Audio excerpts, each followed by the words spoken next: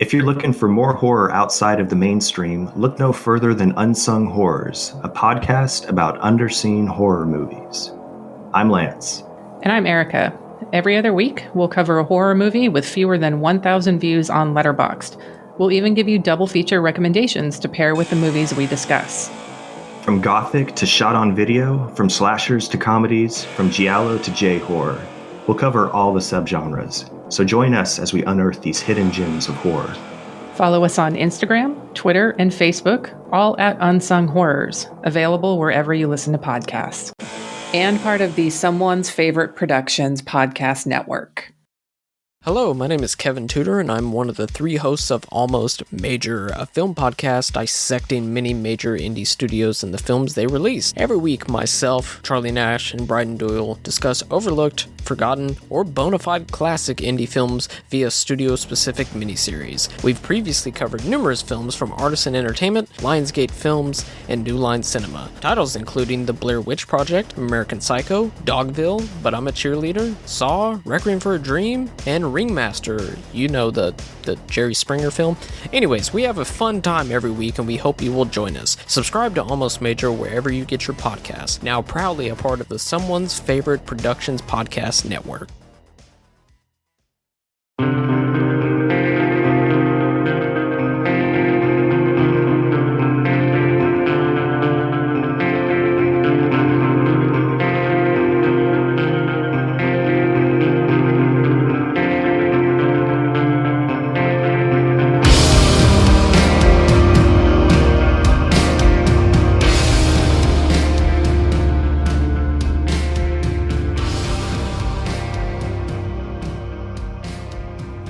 And welcome to the Kulturecast. I'm Chris Stachiw, and I'm joined by my good friend, the host of the Projection Booth podcast, Mr. Mike White. Jesus does not want me for a sunbeam. Oh, good God. Well, I blame you for this movie, but to be fair, I had seen it before, so it's not, I know some people that outright refuse to watch this movie. We're going to be talking about the first film of Documentary Month, films that were picked by you, Mike White, because I've kind of just been ceding control of this year, Kulturecast-wise, to my friends who also do podcasts because, I don't know, everybody kind of has different stuff, and so I think it's pretty interesting what kind of people come up with. We're going to be talking about Jesus Camp from 2006. Film is directed by Heidi Ewing and Rachel Grady, and it is a documentary that follows and documents the children... Oh, God damn it. What the hell is it called? Children on Fire camp in North Dakota put on by Becky Ringo Fischer. Lamb? Ring of Lamb? No, Ringo Lamb. He did Prison on Fire, City on Fire. I thought maybe Children on Fire was his other thing. Kids on Fire is what it's called. And it's run in North Dakota by Becky Fischer, who is a preacher / person who uses the cult of personality and then the naivete of children to her benefit to try and, I would say, evangelize them more than they already are. It is a Christian summer camp for evangelical children. And most of those children come from outside of Kansas City in a town called Lee's Summit, which, having gone to school in Missouri for a handful of years, I am more than familiar with that part of Kansas City. This is a sick old world. Kids, you gotta change things. Boys and girls can change the world? Absolutely. I pledge allegiance to the Christian flag. There are two kinds of people in the world. People who love Jesus and people who don't. Speak the word of the Lord.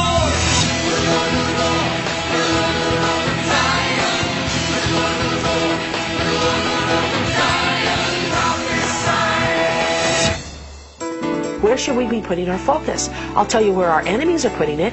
They're putting it on the kids. How long have you been a Christian? At 5, I got saved. Yeah? Because I just wanted more of life. You go into Palestine and they're taking their kids to camps like we take our kids to Bible camps, and they're putting hand grenades in their hands. I got Jesus, I got Jesus, I got you. There's an excitement, yet there's a peace with it all, too. It's really cool. I really feel that we're a key generation to Jesus coming back. And we are a generation that needs to rise up and run with that baton. How many of you want to be those who would give up their lives for Jesus?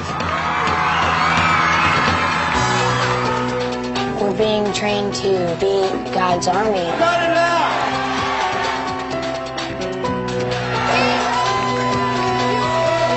You are the beginnings of a movement. Raise up righteous judges! There's a new church like this every 2 days in America. 25% of the American population, that's about 80 million people. If the evangelicals vote, they determine the election. They've taken over the White House, Congress, the judiciary for a generation. This is just the tip of the iceberg. This means war! This means war! Are you a part of it or not? So, before we start talking about the movie, and Mike, I know you and I are going to have a ton to talk about with this movie. I want to know why you picked this movie, because I have my idea as to why you picked this movie, especially with the political climate the way it is now. But I'm curious, Mike, why did you pick this movie? When I suggested documentaries for this month, I tried to think of the ones that have stuck with me the most. I mean, there are good documentaries, and then there are the ones that stick with you. Sometimes even if maybe they're not the most, well-crafted or whatever, and I'm not saying that about this one, but there are some where there are ideas that will be with you forever.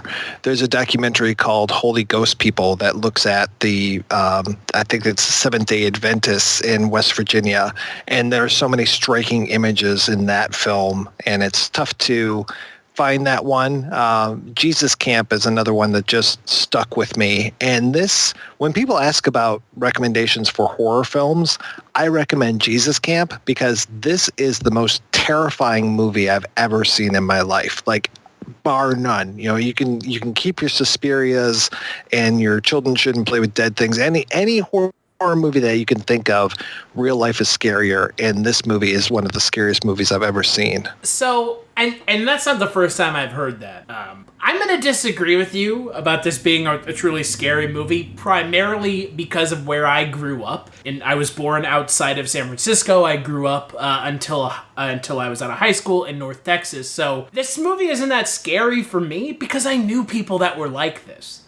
So and I'm not going to name names, but I'm friends with some of these people still. I have no problem being friends with them because they know that I don't believe in this line of thinking and they know not to talk about it around me, and I'm still friends with them. I mean, I'm not going to not be friends with someone just because of what they believe in. And I know that that's a controversial statement, especially in this day and age, but there are things in my life that I kind of don't cede control over, and one of them is, you want to be an evangelical Christian, cool, just don't bring it up around me, because I don't care, and I am not Christian at all. I am as far from being Christian as humanly possible, so I know that we're of different mind when it comes to that. Well, I have friends that are devout. I have a dear friend of mine who is a Jehovah's Witness, and he knows the Bible, many versions of it, backwards and forwards. He's the guy that I go to and I say, okay, explain the difference between this and this. And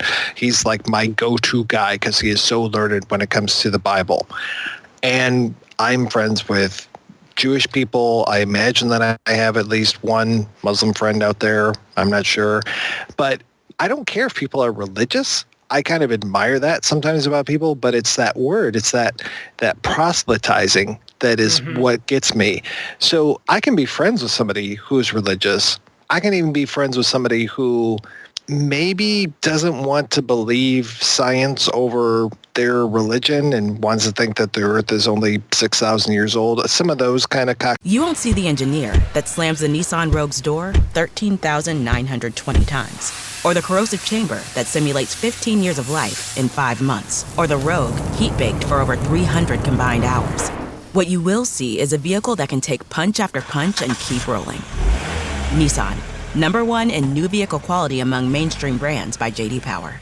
We put it through the worst, so you get its best. For J.D. Power 2025 U.S. Initial Quality Study Award information, visit jdpower.com/awards. Awards based on 2025 model year. Newer models may be shown.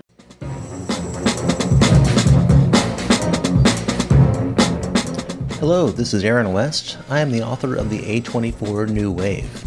In this book, I look at A24's output and I make the argument that we are in a new wave movement right now.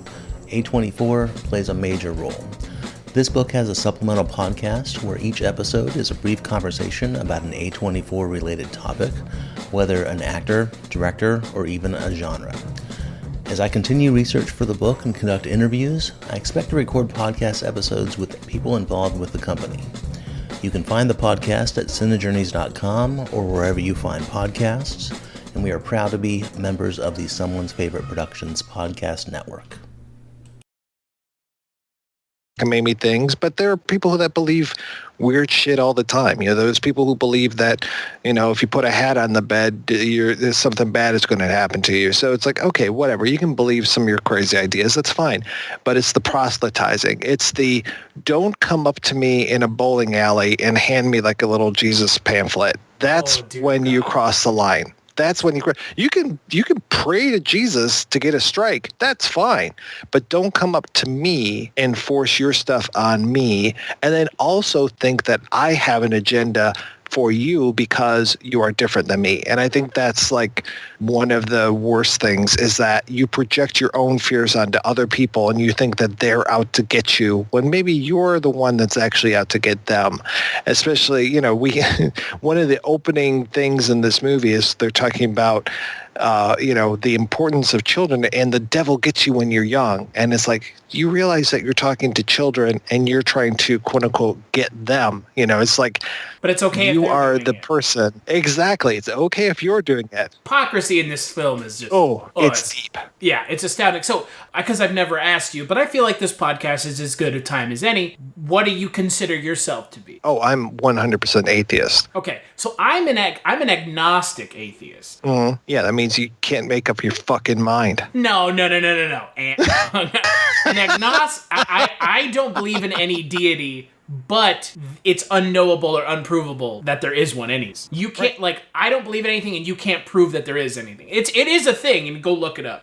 It's not a double dip chipper. It's not a fucking queso with meat in it, motherfucker. This queso fundido. I like meat dip, but I also like cheese dip, so let me combine them. That's not what this is. You son of a bitch.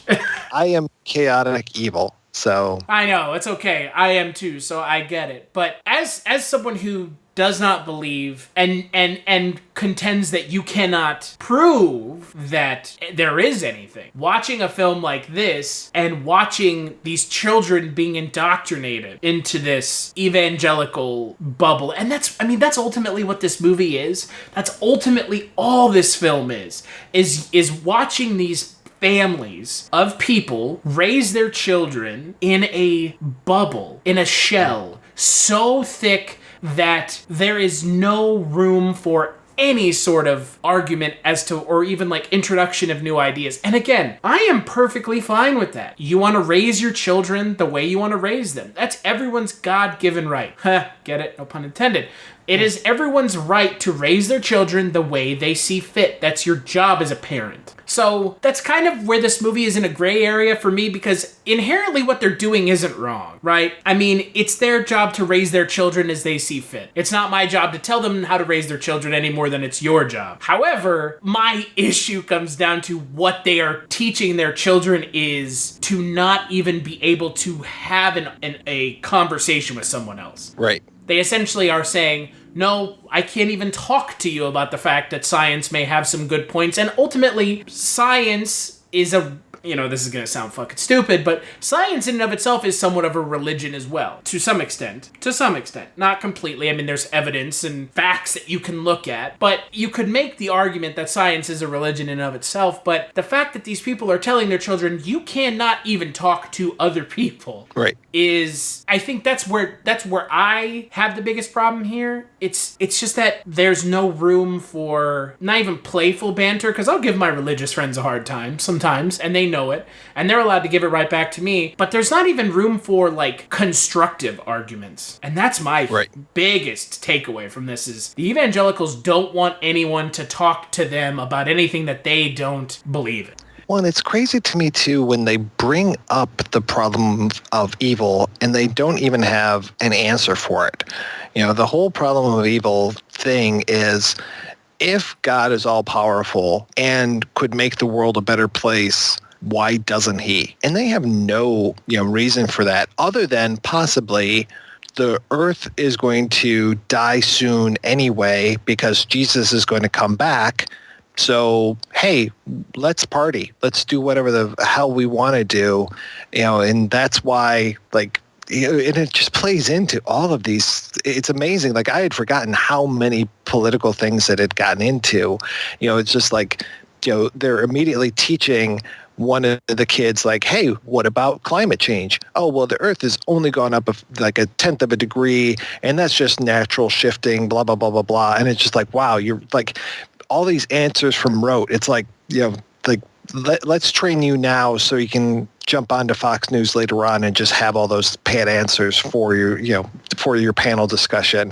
And it's just like, wow, and the idea of like, yeah, we're just going to be around until Jesus comes back, and he's going to be back here any minute now. So do whatever the fuck you want. It's like waiting for Guffman. Yeah. It's like, where he's coming. We promise. He'll be here. He's going to wash us in the blood. He's coming.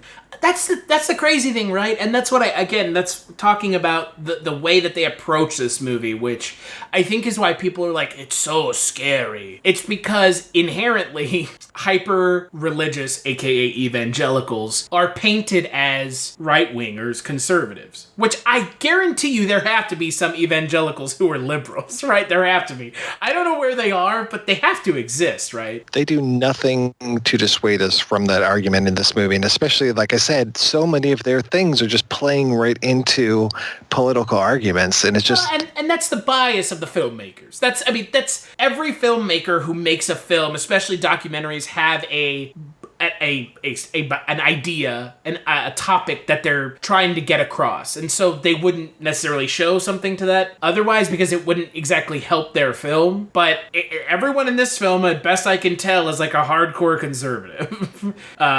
And again, nothing wrong with it, but it's not helping the perception that your religious beliefs are separated from your political beliefs.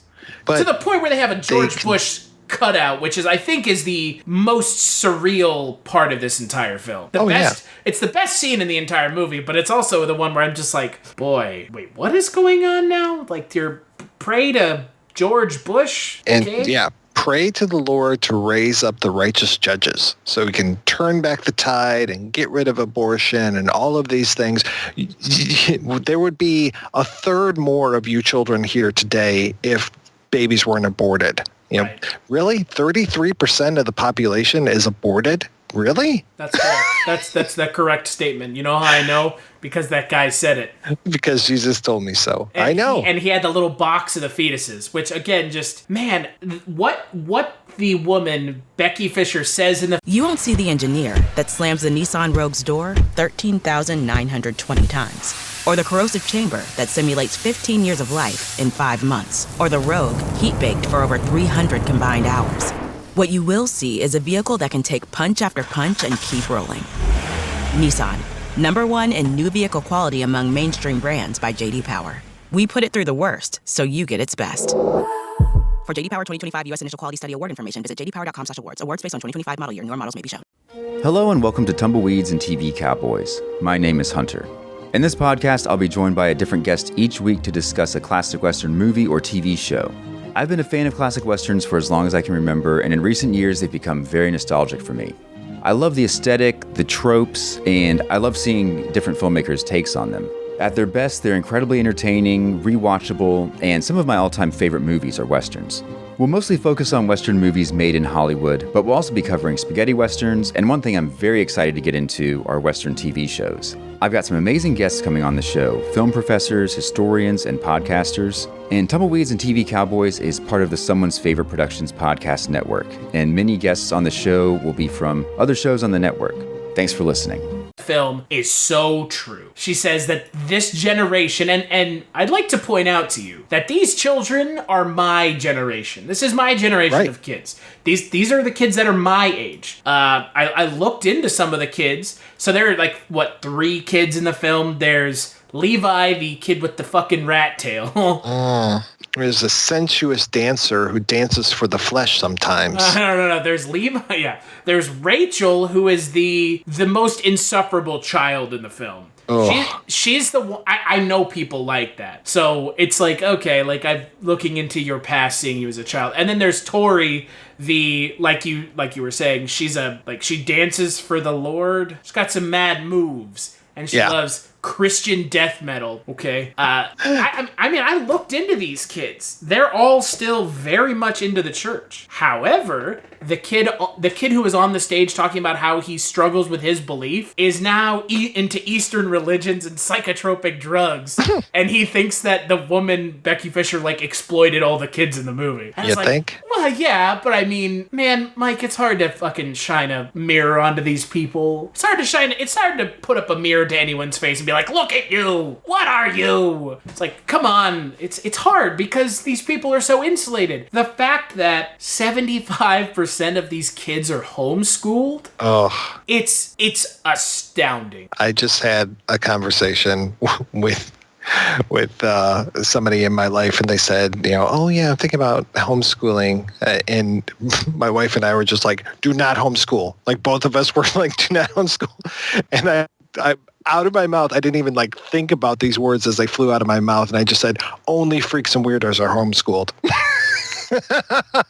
Well, and I mean, here's the thing. I know people that are homeschooled, and they seem perfectly fine now. Well, that's good. But they're also the kind of people who don't give a shit about this kind of stuff. They've shirked the religion of which they were brought up in. Mm-hmm. But I mean, 75% of these kids being homeschooled, I don't know what percentage of them have turned their back on the evangelical religion. The purpose of homeschooling, if you're an evangelical parent, is to ensure that you are teaching your kids what you want to teach them. That is what the mother says. That's what Levi's mother in this film says, is I don't want them to learn something that I can't teach them. Right. It's like, oh God, like it must be really tough to not want your kids to make friends outside of the church. It must be terrible for your kids not to meet anyone else who's different from them. It's like, I don't even know how these people find time in the day to homeschool their kids. I guess they have nothing else to do. 2006 was a cheaper time, is what this was. It was right before the recession. I know. Yeah,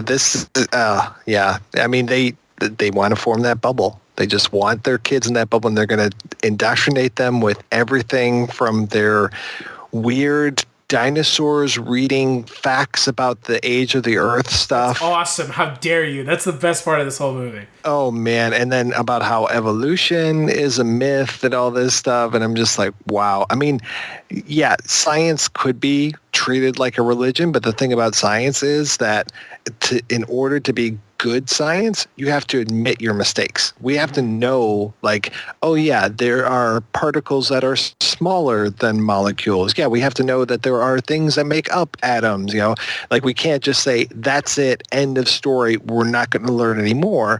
We're learning stuff all the time. So we have to constantly be revising stuff. But yeah, for them, it's just like, nope, we heard this once and we know that that's the truth, and we'll build up whatever circular logic we need to in order to prevent ourselves from learning anything else. And it's like, oh my goodness. And it's a feedback loop. That's all this is. It's like the religious thing is a feedback loop.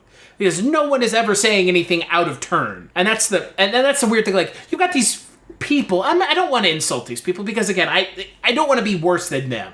Right. Because they think that we're heathens who are all going to hell. That's fine. I welcome it. I like warm weather.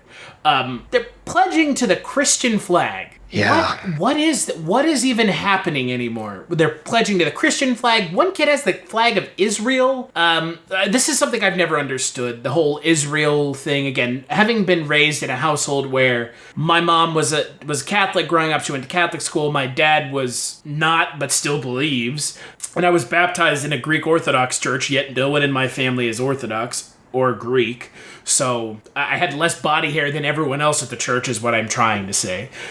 It's just, I don't understand the Israel thing with why is Israel important. I didn't even realize the Christian flag was a thing. I always forget that until I watch this movie. Like, the Christian flag sounds made up. Almost looks like a white, like a KKK flag in a way. Again, that may be showing my ignorance, and that's, I apologize. But the thing that, the feedback loop of this movie, the thing that always gets me every time I watch it, and I don't know if you notice this, but every time there's someone who has said that they don't inherently outright believe in God, and they, like the one kid who struggles with his belief, and rightfully so. I mean, belief is a hard thing to quantify. You're believing in something that you can't see it. Right. The looks on everyone else's faces is it's so upsetting, because you look at these people that are essentially blindly following what they've been told to believe. Whether or not they actually believe it, I honestly don't know if that child, Rachel, the insufferable bowling alley child,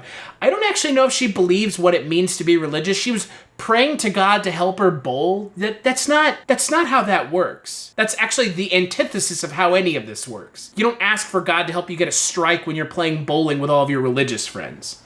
That's not how, you know what I mean? Like, that's not how this works, right? At least that's not what I was led to believe is how it works. If she gets a strike, it means that God loves her. And if she doesn't get a strike, it means that God's sending her a message that she needs to do better, or that he's teaching her a lesson about something else. I love that whole circuitous logic as well. It's like, that whole, like, give me a sign. Well, the sign is that God doesn't want to give you a sign. He wants you to struggle with that and blah, blah, blah, blah, blah. And it's just like, okay, you can say anything that you want to say, and suddenly it has weight and meaning for you. And, they openly talk in here about the indoctrination of Palestinians and, jihadists and all this stuff. Just, oh my gosh, that is so terrible. And then you see them, and it's all of this repeat after me kind of stuff. And I've never, even when it comes to the Pledge of Allegiance, I've never had a good feeling when it's a repeat after me kind of thing, because it's just like, it's scary, and in this movie, for me, it's very scary when it's just like, all of these people all saying the same words, following the leader kind of stuff. I mean, you won't see the engineer that slams the Nissan Rogue's door 13,920 times, or the corrosive chamber that simulates 15 years of life in 5 months, or the Rogue heat-baked for over 300 combined hours. What you will see is a vehicle that can take punch after punch and keep rolling. Nissan. #1 in new vehicle quality among mainstream brands by J.D. Power. We put it through the worst, so you get its best. For J.D. Power 2025 U.S. Initial Quality Study Award information, visit jdpower.com/awards. Awards based on 2025 model year. Newer models may be shown. Do you love movies? So do I. What's up, y'all? It's KB, and I love movies. Inviting you to listen to The Conversation, a film podcast where passion meets perspective and opinion. From the old school to the new, I invite a guest on to discuss the movies that thrill us, challenge us, break our hearts, or even blow our minds. There's always new episodes dropping wherever you get your podcasts. So join the conversation. We don't just watch movies. We love talking about them too. The Conversation with KB Loves Movies, a part of Someone's Favorite Productions podcast network. And it's even scary for me when I go into a church for a wedding and it's like, peace be upon you, and the congregation is, and also with you. And it's just like, whoa, what just happened? It just always freaks me out. How do you feel about the Star Spangled Banner at like sporting events? I'm fine singing a song and singing a national song. But it feels kind of the same way. It's a little bit the same way. We have an okay song. I would prefer if they did "O Canada." I kind of like that song better. But there are catchier songs out there. Well, I will agree with you on that. I mean, I've been in a band. I love the idea of everybody, and I'm talking about a marching band. So I've played the Star Spangled Banner. I don't know how many times. I've played the school fight song. I don't know how many times. But there's a level of patriotism, there's a level of school spirit, and then there's a level of fanaticism. And I think we're at the fanaticism level. And to the point where they're talking about, like, wouldn't it be a great thing to give your life for Jesus? And it's like, whoa, this is a little nuts. Well, wouldn't it be cool to be a martyr? That's what Rachel says at the end of the film. It's cool to be a martyr. Kid, you don't even understand what that means. And that's where I walk back with the whole back to the bowling alley. It's praying to God to help you get a strike. You don't even understand what that means. You don't understand. And it's like, being a martyr is cool. Being a martyr is not cool. Being a martyr is about as far from being cool as humanly possible. Unless it's for some truly grand cause, which fighting the Muslims that are putting the AK-47s in their kids' hands, and we're doing the same thing, it's not the same. Right. But you know what? I'll tell you what, Mike. Harry Potter is a villain of the devil. He is a warlock. They are God's enemies. They are warlocks. Ugh, she comes out of left field with that. It's just really out of left field. Harry Potter would have been put to death in the Old Testament. You do not make heroes out of warlocks. I was like, whoa.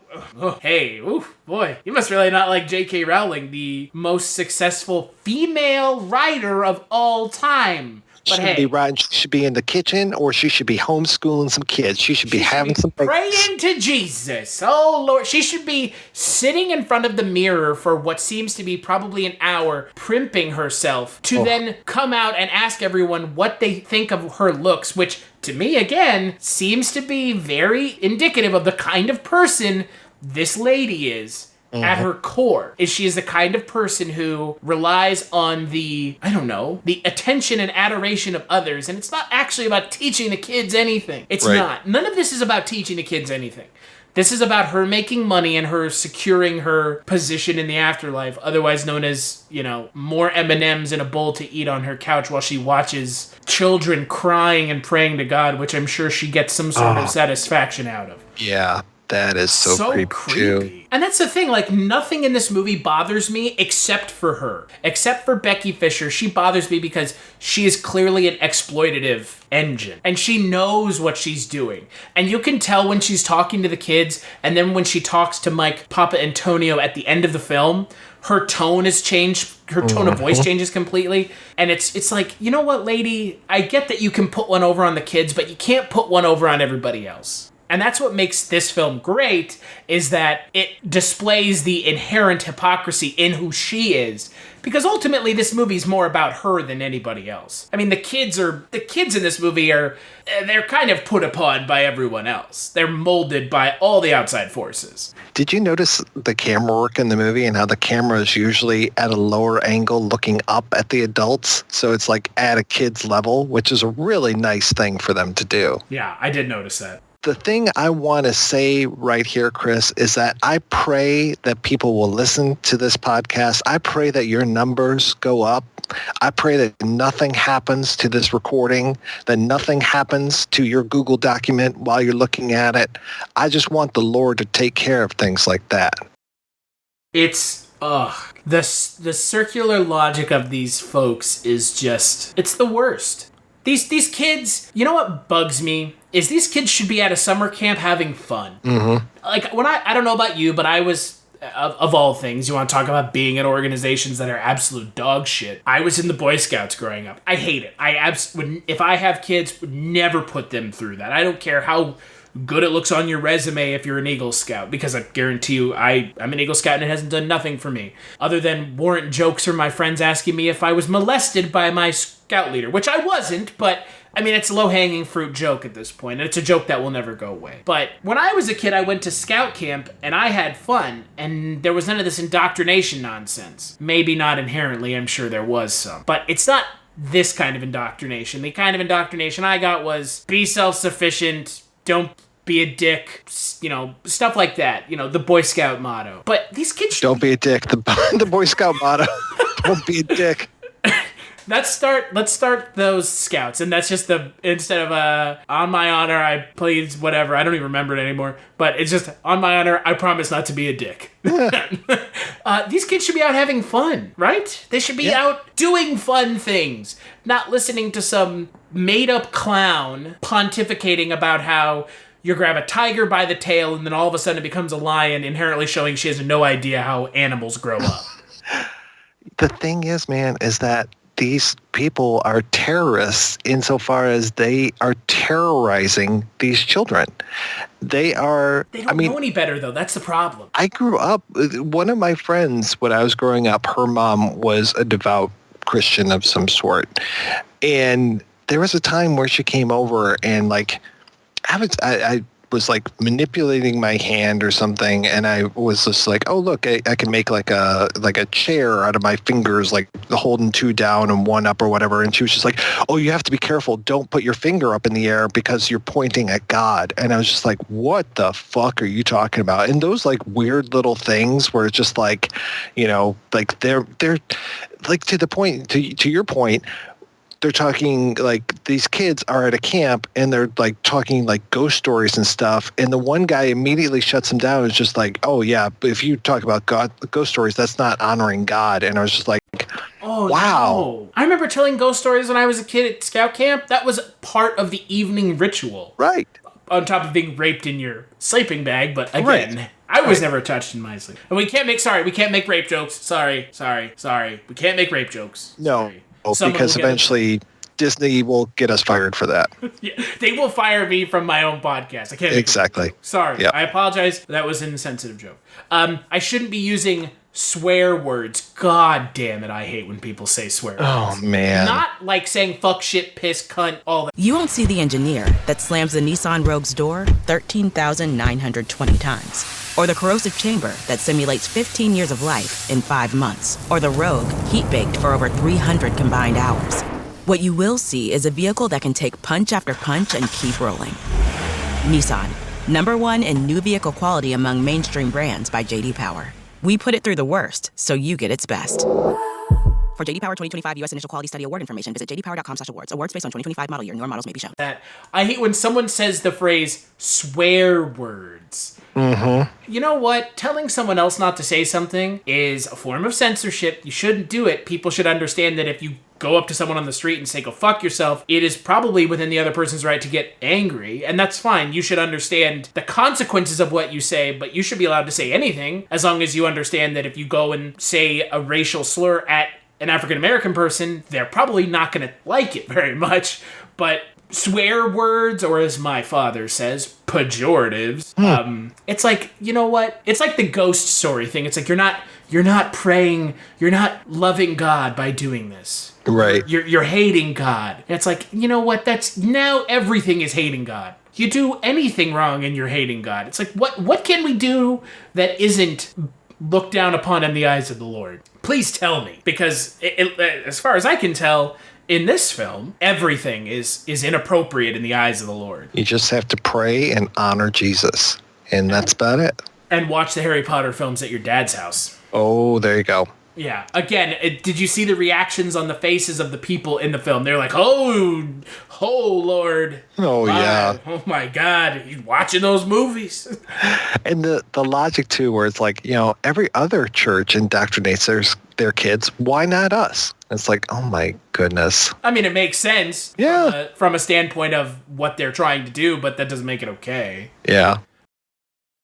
Let's take a break. We'll take a commercial break, and we'll be back with more discussion after the break.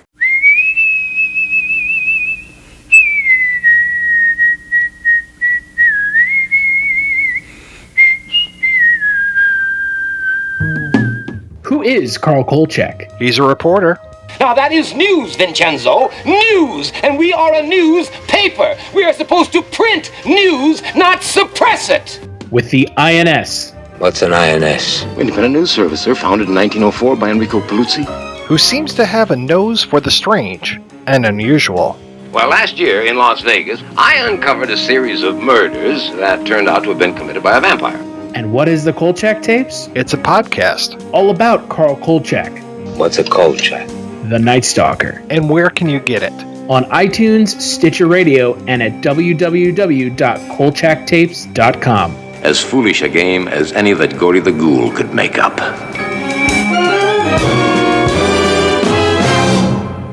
Socks don't have to come in just black and white, and at Jilly's Socks and Such, you can find not only that unique pair of sassy socks, but also gifts for any occasion. Started by former teacher Lori and former student, now namesake Jillian, their store has a pair of socks for every event, personality, and interest. Be it a snarky pair for work, a pair emblazoned with your favorite sports team, or just something silly for lounging, Jilly's Socks and Such can have you sliding into your new favorite pair of socks today. I just recently picked up a pair of Bigfoot socks that are about as badass as they are comfy, and they are a perfect addition to my growing collection of socks. They are located at 3900 Old Cheney Road, Suite 202, Lincoln, Nebraska, and online at jillysocks.com. Mention the Kulturecast and get 15% off your next purchase at Jilly's, and remember, let your socks do the talking at Jilly's Socks and Such. Here's what some people are saying about the Projection Booth podcast. Week after week, I'm mesmerized by the focus given great films and questionable films alike. But every episode is a learning and entertaining experience.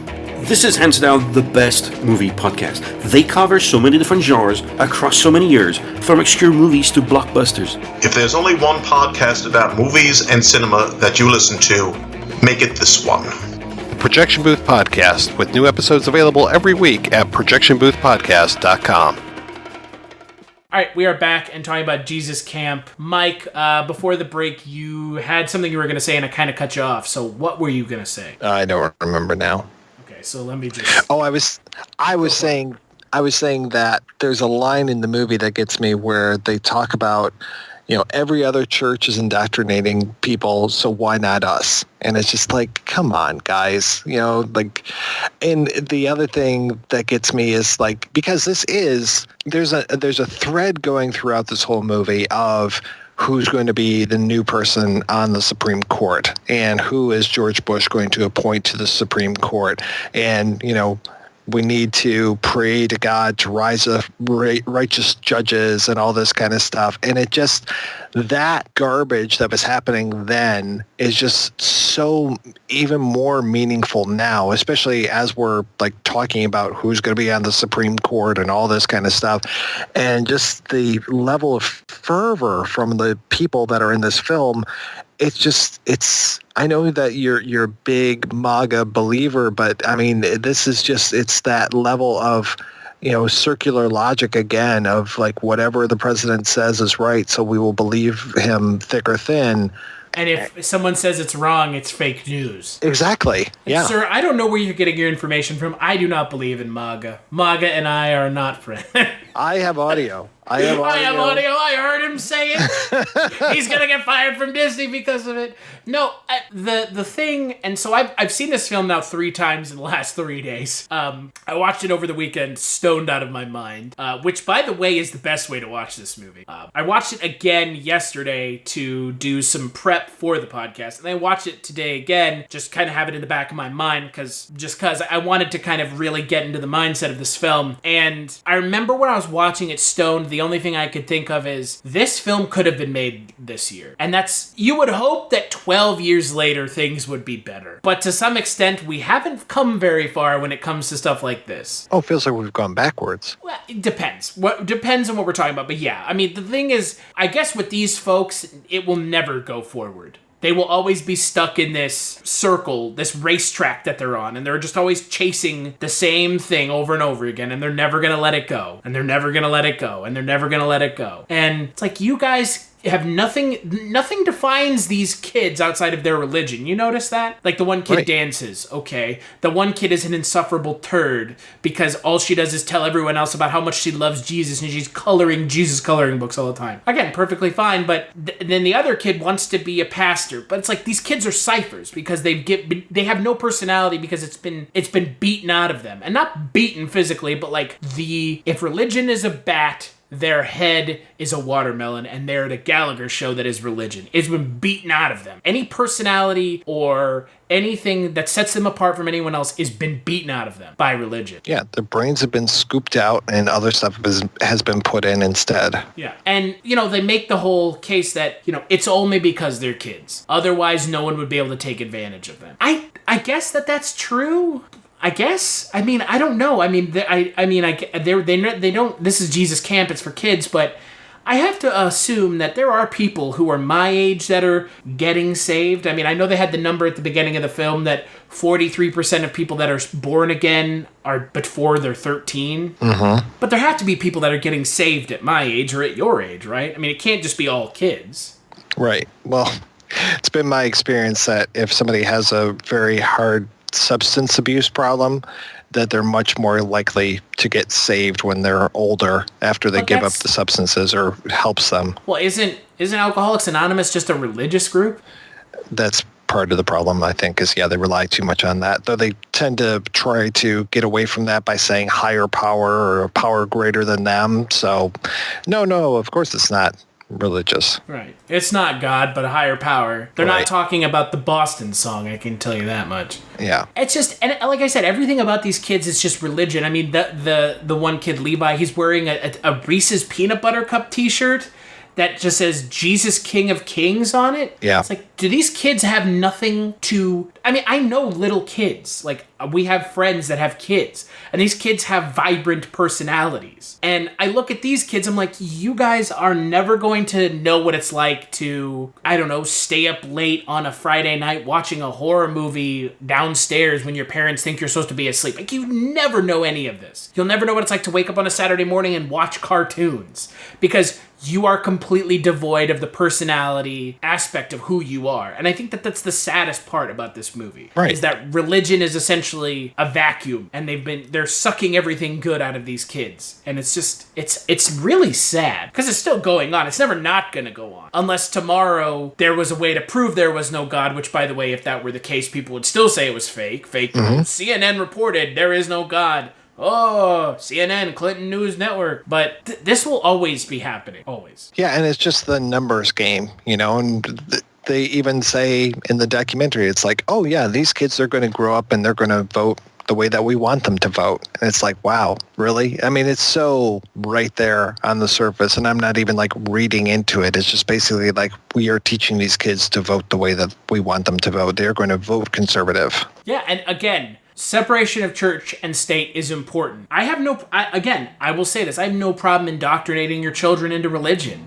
That is your right and duty as a parent to teach your children some form of values. I mean, again, do I agree with evangelical Christianity? Of course not.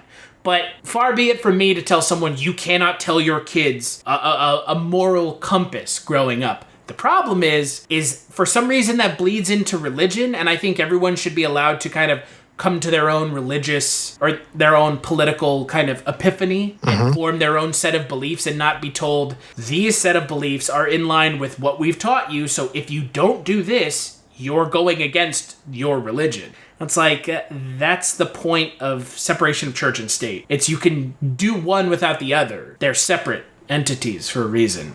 Yeah, I mean, these guys, they don't want to teach certain things. They don't want to learn certain things. They're kind of proud of their ignorance. I mean, I don't know if she's making a joke when she talks about being on the cover of Rolling Stones.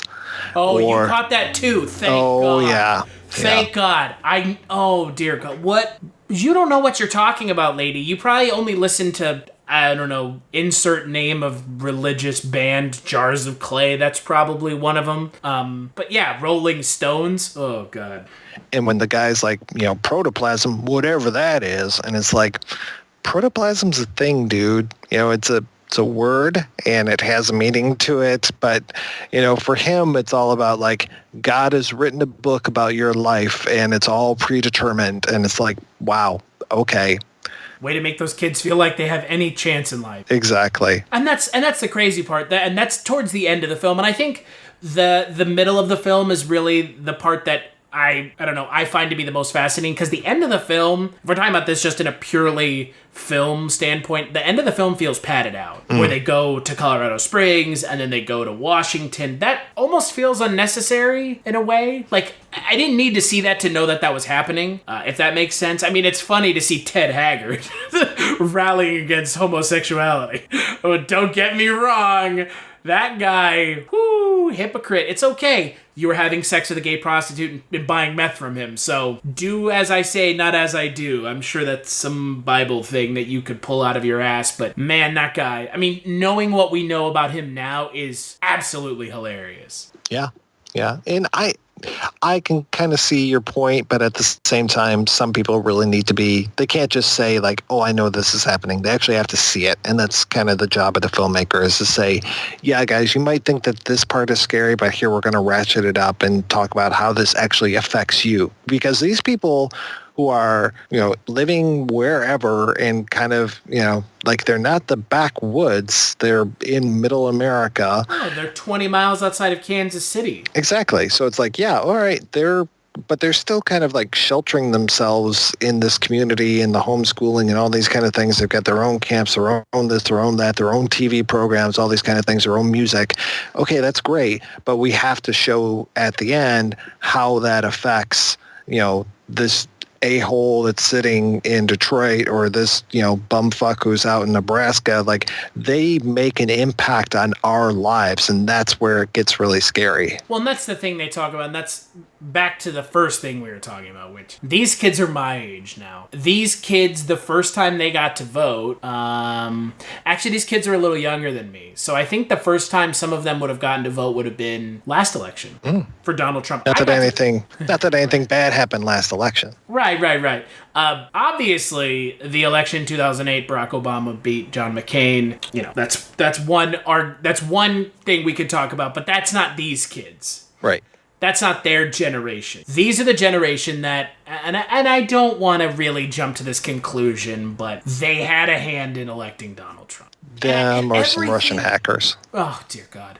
Everything is Donald Trump now. Like, oh God, and it's just like, it's the worst. Like, this is the worst that he is the president. Not only because, but one of the things is like, you can't escape it. Mm-hmm. I don't remember it being like this with Obama. Maybe it was. But it's like, you can't escape everything Donald Trump all the time. Right. And I'm just like, I almost want to look at some people and be like, do you not have anything better to do? Do you not have an actual life? Like, I have bills I have to pay that are not inherently affected by Donald Trump in any form or fashion. And it's like, can we talk about something else? But these people are one of the reasons that Donald Trump got elected. It's this radicalized far-right Christian base that, again, refuse to believe certain things because... You won't see the engineer that slams the Nissan Rogue's door 13,920 times. Or the corrosive chamber that simulates 15 years of life in 5 months. Or the Rogue heat-baked for over 300 combined hours. What you will see is a vehicle that can take punch after punch and keep rolling. Nissan, #1 in new vehicle quality among mainstream brands by J.D. Power. We put it through the worst, so you get its best. For J.D. Power 2025 U.S. Initial Quality Study Award information, visit jdpower.com/awards. Awards based on 2025 model year. Newer models may be shown. The audio commentary. It's a dying art form, but here at One Track Mind, I, your wonky yet affable host Ryan Luis Rodriguez, analyze film through the prism of these embryonic forms of podcasting, one audio commentary at a time. Masterpieces, crapster pieces, live action, animation, cult classics, films literally no one has ever heard of. No track is too small and no track is too big. Join me and my guests from the entertainment world as we keep these features alive every other Tuesday. Hey, who else is going to discuss Bill and Ted's Bogus Journey one week and Citizen Kane the next? Us, that's who. Sure, you have to put up with my voice, but there's a certain give and take in this industry. That's One Track Mind, part of the Someone's Favorite Productions family, and available wherever you get your podcasts. Of the circular logic that they have acquired due to the feedback loop that is their lives, that their religion has created for them. Yeah. And that, I think, is the most important takeaway from this film. If there is a takeaway, it's that they talked about in this movie 12 years ago how these kids were going to affect things. And it happened. Mm-hmm. It absolutely happened. And isn't being a martyr cool? Yeah. I feel like you're beaten down. No, that's why I say that this movie is scary to me. Because I see these folks and I'm just like, this is really frightening. Because they are breathing the same air that I'm breathing. And it's just... I'm afraid that it's catchy. I don't... But that's the thing that makes America great, is that they're allowed to breathe the same air as us. Right? Yeah. It's not like Eastern Europe in the 40s and 50s where someone who was doing this would be put to death. But you see, I have no ill will towards folks. They can believe what they want to do. It's when they start to push that agenda out on other people, and that's where so many people differ. Because like for me as a liberal person, I'm just like, you do what you want as long as it's not hurting me. Like go ahead. That's fine. You worship Satan. You wash your feet on Sundays. You wear a veil. You do whatever you want to do, as long as it's not hurting me. Like, I don't care when I go to the grocery store and there are, women in there who are dressed head to toe in a burqa or whatever. And it's just like, okay, yeah, whatever. That's their thing, man. That's their thing. Now, if they came up to me and they're just like, you're going to die because you're not, you don't get with Allah and you're eating pork and then we have a problem, but that doesn't happen. But these folks who are just like, they'll get in your face and be like, you believe in this and that, and you're a horrible person. It's just like, yeah, now we have an issue. Now it's on, motherfucker. And I think the reason that is, Mike, isn't it because more percentage of people in this country are Christian than anything else? Right. Right. It's confirmation bias, right? There are more Christians in this country, so the likelihood a Christian comes up to you and says that is more likely anyways. But it's just also this sense of entitlement, man. I agree. I have had friends, I've had this conversation with them when they try to push it. I'm like, dude, look, you're not changing my mind. And you know what? That's fine, because I'm not changing your mind either. So you can sit and look at me and say, well, you're going to hell. It's like, I'm okay with that. Right. Because A, I don't believe in it, so it doesn't affect me anyways. And C, if I tried to explain my ideas to you, you wouldn't listen to them anyways. Right. So we're all operating in our circular racetracks in the sky or in the ground, if you believe what I believe. So, they're not going to change my mind. I'm not going to change their mind. So we're all in our own loops here. So maybe that's the big takeaway here. Maybe the big takeaway here is we need to be able to have conversation. And I am one of the people who wants to have a conversation with these people. But I want to have a conversation, a frank conversation, not a proselytizing conversation. And these folks in this film, Becky Fischer specifically, are the kinds of people who use charisma and the cult of personality to prey upon those who have not gotten the chance yet to form a personality, coherent thought in their mind about who they want to be, and they are robbed of that. And I think that more than anything else, that's the worst part of this movie, is watching people being robbed of the ability to be who they want to be because they don't even know that they never got the chance to begin with. Right. Yeah, it's like you're just seeing these kids and imagining the therapy bills. Yeah. Well, but imagining the non-existent therapy bills, because 3 of the 4 children in the film that are featured are still praying to the Lord and hating Harry Potter. True. Yeah, and the idea of psychiatry and psychology is, that's the devil's work. Yeah. And also, taking antidepressants or any of those kind of things, also the devil's work. Also contraceptives. Oh, yeah. Devil's work. But talking dinosaurs, on the other hand... That's fine. That's fine by me. What would you give this film out of 5, Mike? I'd give it 4 out of 5. Yeah, I'm with you. 4 out of 5 is what I would give it as well. It's a good film. It is. It really is. It's one of those documentaries, like you said, that sticks out in my mind. And I love documentaries. I really do. And we're in a documentary boom here. Everything is getting a documentary, which is awesome. But this is one of the ones that's like, this is really one of those ones that I think is going to stick forever. Yeah, and that's one of those things is like, if you haven't seen this movie, I would highly recommend that you see it, just because there's a segment of the population that you may not be familiar with that you really should be familiar with.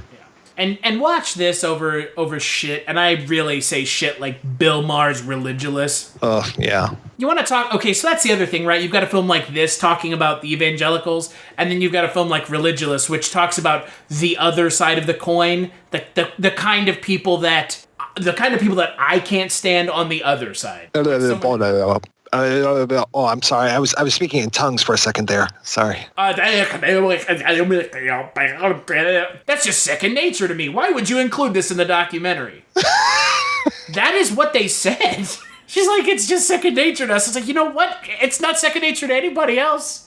Oh, sorry. Before we wrap up, the one that got me so much was when she was talking about like, oh yeah, I could go up to a group of kids and I could have them seeing visions within a matter of minutes. And I was like, what the fuck are you doing, man? It's they know how to get kids. It's easy. Really? Oh, they have these kids eating out of their hands. I mean, yeah, it's just, yeah. And then when they just start, the speaking in tongues thing really gets me. It's like, what is all this garbage going on? Well, I will never understand the speaking in tongues because to me it just seems like gobbledygook baby talk. It is gobbledygook baby talk. I love some of the like TV preachers when there are like compilations of them speaking in tongues. Oh, it's like, What I wonder is, and I actually don't have any friends that believe in the speaking in tongues thing. I want to meet someone that believes in the speaking in tongues side of religion and ask them, like, why? What is this doing? Is it like, are you being, I guess, I'm assuming, and this is an assumption, and you can email me and tell me that I'm wrong, Chris@Kultureshock.com, that it's the Holy Spirit coming over you. Oh, yeah. Washing over you. Yeah, one of my coworkers, see, this is the great thing. One of my coworkers who is an itinerant liar, she was talking about how she was going to be on this TV program about this religious experience that she had and how she started to speak in tongues in church and all this stuff. And I'm just like, okay, that's not going to happen. You're not going to be on a TV show. You probably haven't been interviewed for a TV show. There's probably no TV show that exists. And you probably didn't speak in tongues ever. And basically, I think that speaking in tongues is just people being goofy and lying. And it is. Yeah. In my mind, but again, we're not the ones who are, I don't know. This isn't for us. We're not the target audience. Yeah. It's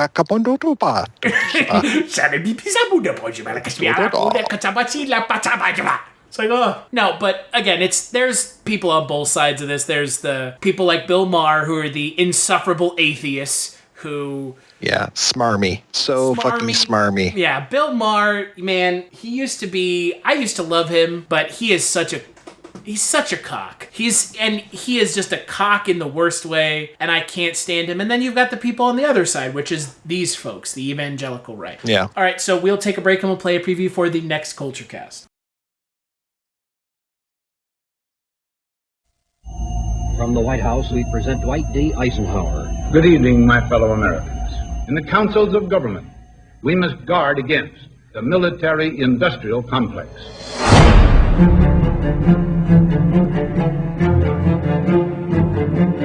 The United States is the greatest force for good in the world. We have not an obligation to go out and start wars, certainly to spread democracy and freedom throughout the world. The defense budget is $750 billion. Profits went up last year well over 25%. When war becomes that profitable, you're going to see more of it. There is a huge flow of cash into defense industry. $66 billion for our men and women in uniform. $100 million to upgrade 10 additional B-1 bombers. You do have to follow the money. It's the representative's duty to bring home the bacon. God bless our contractors. Now, kids are dying. Billions are being spent every month. And the American people are scratching their heads going, how do we get here? This is not about one president or one party. When does the United States go from a force for good to a force of imperialism? We've got an empire. There is no excuse for 725 American military bases in 130 foreign countries. I think numbers almost are distracting. 9/11 showed us war can be privatized, instruction can be privatized. What we are risking is the republic itself. Collusion is our business. Collusion with the military. We must never let the weight of this combination endanger our liberties or democratic processes. It is nowhere written that the American empire goes on forever.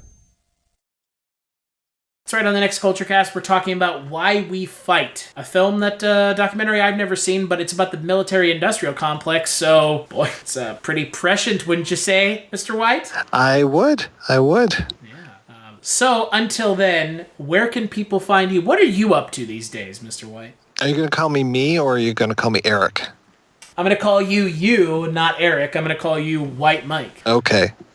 Well, every day I'm working over at the Projection Booth, which is at projection-booth.com, which is another podcast, which I do exclusively in tongues. So if you enjoyed me speaking in tongues on this, you'll enjoy that podcast where I discuss movies like and